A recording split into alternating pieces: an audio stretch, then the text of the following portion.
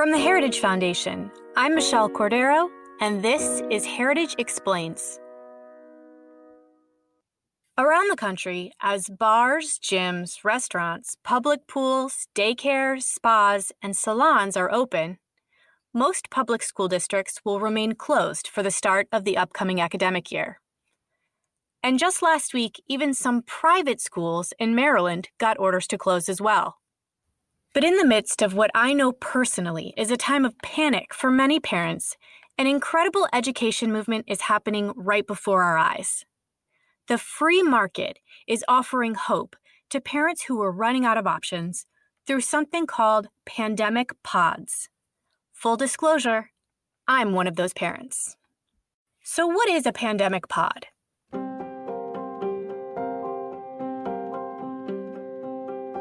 Basically, parents team up with other families in their neighborhood or social circle and pool together their resources. They quarantine their children together, usually in small groups, and then hire a teacher or a private tutor to work with their children inside their home. Here are two moms in Kansas City and how they're making the pod concept work for them. They're best friends, for sure. Rachel and Natalie's kids were in the same kindergarten class in the Shawnee Mission School District.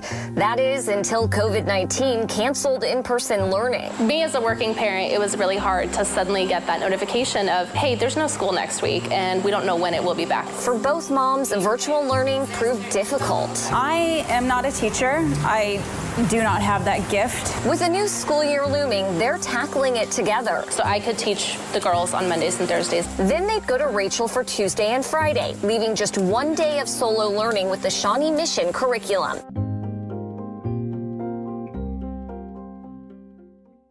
And here's how the left is viewing this innovation. A recent New York Times headline reads, $25,000 pod schools, how well-to-do children will weather the pandemic. But Dr. Lindsay Burke, director of Heritage's Center for Education Policy, says that $25,000 pods are far from the norm. Most families are contributing about a few $100s per month. And as we just heard, two Kansas City moms are contributing their time rather than direct financial resources. Burke says, regardless of the price range, policy needs to catch up with podding and allow K-12 education dollars to fund the students rather than the school systems, enabling families from all economic situations to participate in this growing movement. Today, Dr. Burke is going to explain how these pods took off, how you can find one that works for you, how much they cost, and how they are actually benefiting some teachers, and more. Our conversation right after this break.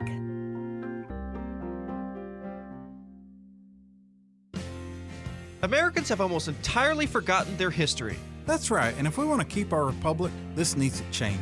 I'm Jarrett Stepman. And I'm Fred Lucas. We host The Right Side of History, a podcast dedicated to restoring informed patriotism and busting the negative narratives about America's past. Hollywood, the media, and academia have failed a generation. We're here to set the record straight on the ideas and people who've made this country great. Subscribe to The Right Side of History on Apple Podcasts, SoundCloud, and Stitcher today. Lindsay, thank you so much for joining us. Thank you for having me. Yeah, so how did you first see or hear about these groups going on? How did you know they were forming?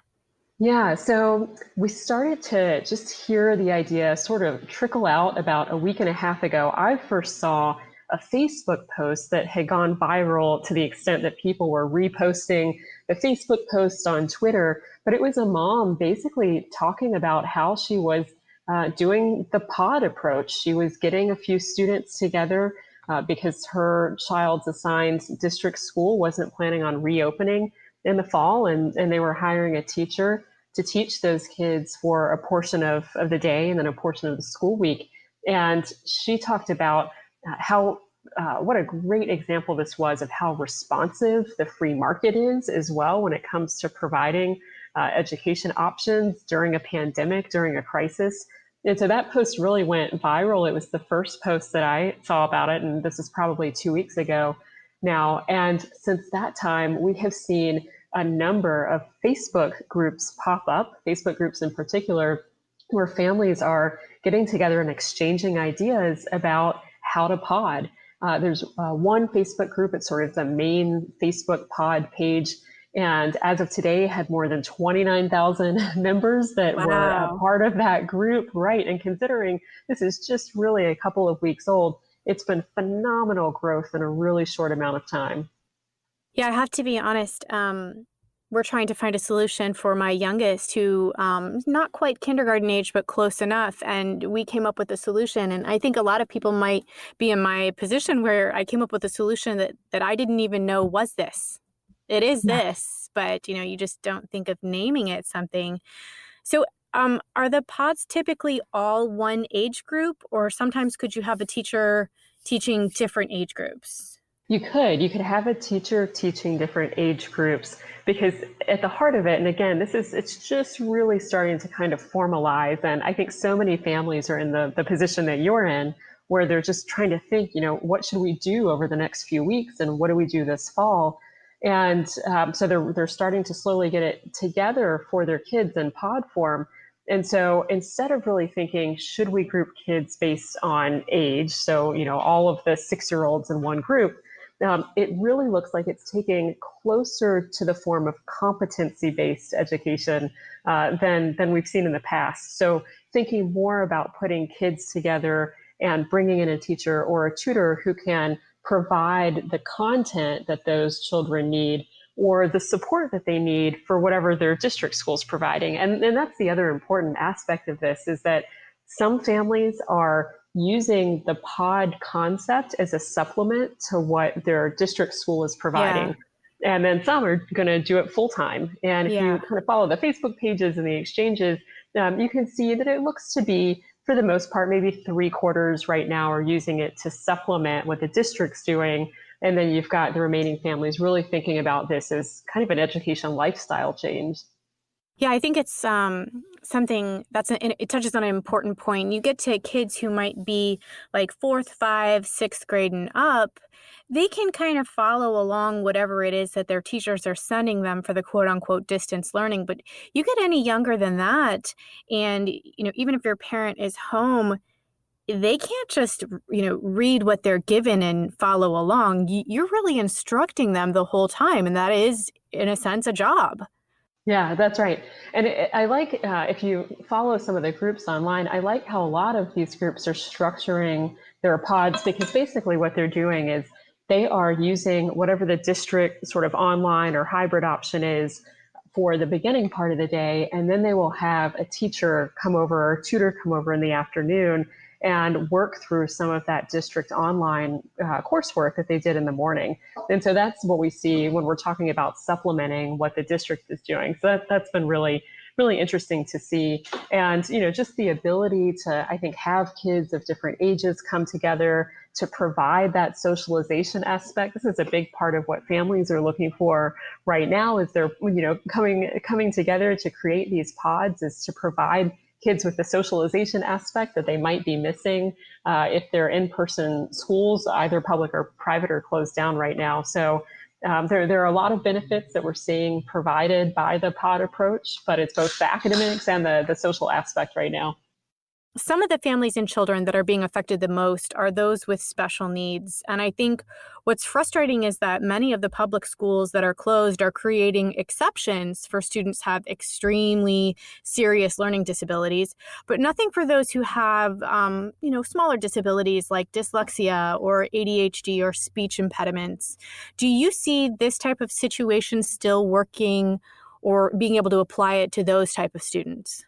Yeah, and again, I know I keep going back to the sort of crowdsourced answers to this, but what we're seeing when you follow some of these groups is that those are the families who have really submitted just some interesting questions about the mechanics of potting, how it could work for their children. So we're seeing families of children with special needs, children who are on the autism spectrum, really sort of crowdsource a lot of this information from other families who are coming together in the online community to build their pod, and making sure that they're grouping children appropriately and then bringing in the appropriate tutor or teacher to meet their needs as well.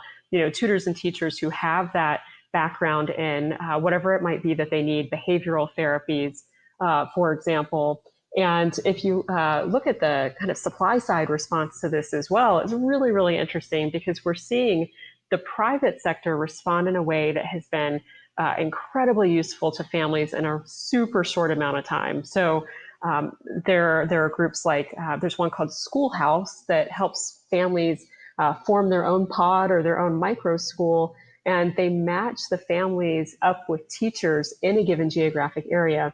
And I think what's really neat about that particular company is that they also help the families sort of navigate any requisite state laws, and they'll help them provide an academic transcript for the children in their pod.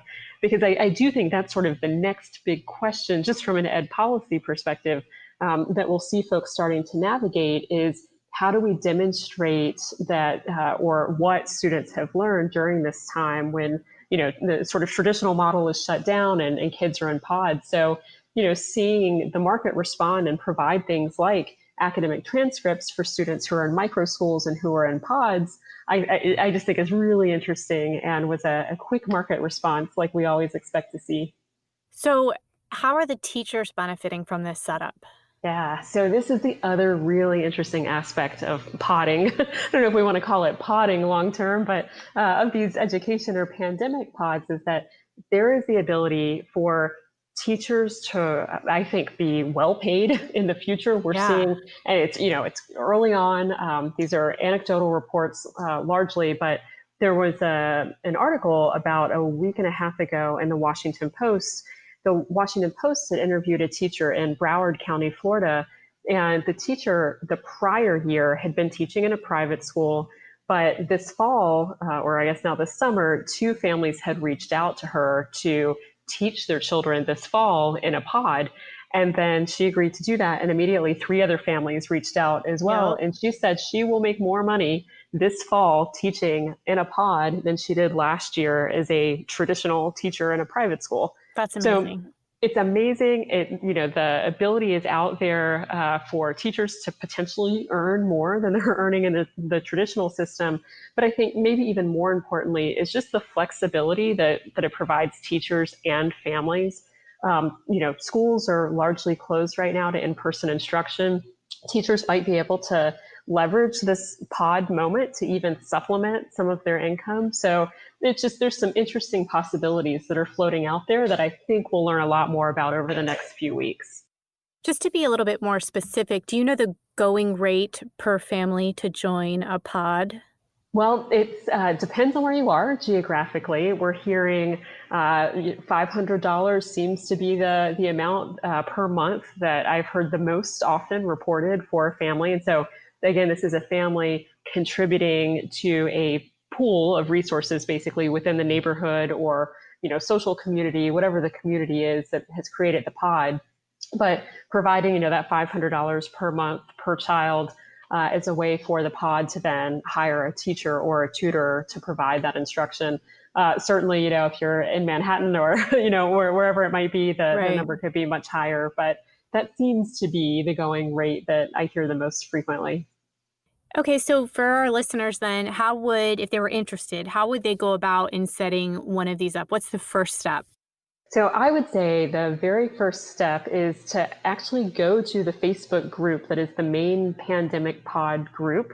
This is the one I mentioned a minute ago that has now more than 29,000 users, and that was just over the matter of the past 2 weeks or so.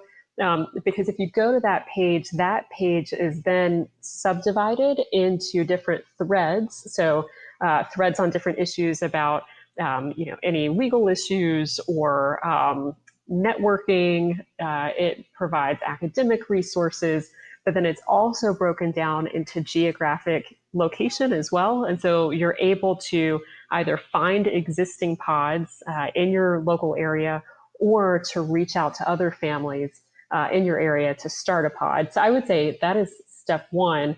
Step two would then be to check out some of the organizations that have popped up over the past few weeks that are really helping to bridge the sort of gap between the family piece and the teacher piece. So I mentioned Schoolhouse before. There are other organizations like Prisma. That's a co-learning network that helps group children into cohorts of geographic peers. provides some of that independent work and online learning guidance. There's another organization called Primer that provides lots of educational resources as you're building the pod. And then if you want to go a little deeper and sort of, I guess, the more formal version of a pod, we could say is maybe a micro school. I would definitely recommend looking at Prenda. Prenda is now probably the largest micro school network in the country. They're excellent. They are in a high growth mode right now. And have really just been a great benefit during the pandemic in particular. So I would start by getting involved with one of these groups online, and then they are active and provide lots and lots of information and will really help build out the pod from there. And I would also say Heritage will host an event with mothers who have created their own pods, and we're going to walk through exactly how to create a pod of your own. Awesome. So many resources. We'll make sure to put that link in our show notes so our listeners can find it. All right, last question.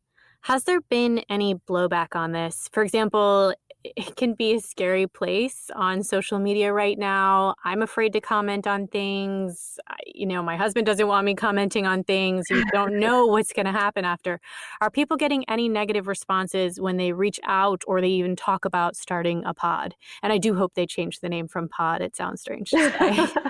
Right. So I suppose this is a pod about pods. So yeah, at least there's exactly. that. But I guess blowback, if you will, the only sort of negative pushback that I've really seen so far is that, there is concern, and it's not misplaced, about what, will there be an exacerbation of educational gaps, of educational inequality, inequality of access as a result of moving toward options like this and sort of away from that district system that so many families are used to. And the answer is that if that's the case, it is critical that we provide those funds that we currently spend directly to students. We want to make sure, and we have to make sure, that children from low-income families have equal access to the opportunity to join things like pods and micro schools. And we spend a lot of money on K-12 education every year. So we just need to make sure now that that money is flowing directly to families and not going into systems that aren't meeting the needs of kids or whose doors aren't even open at the moment. And so that's the answer. If we want to make sure that we provide that access to children from low-income families, make sure they have the opportunity to join a pod or a micro school, have policy catch up with where parents are. And I will just say quickly too that pods, it's amazing, the civil society response to the moment that we're in, because so many families right now are thinking about this issue. And we are hearing stories of pods that are setting aside some additional money to basically provide scholarships to children outside of the neighborhood to join their pod for free. So that's just, I think, really a beautiful illustration of how civil society is rising up to meet the moment. And so now we need to make sure that public policy is also catching up. Dr. Lindsay Burke, thank you so much for all of your work right now. As a parent to young children, this is a very scary time, and your work at Heritage has been a major resource. And I hope we can have you back on again to talk about these pods as things actually change with the movement. Yes, thank you so much for having me. That's it for this week's episode. I have a whole bunch of links and resources for anyone out there who needs it in our show notes. Also, feel free to shoot us an email for more information.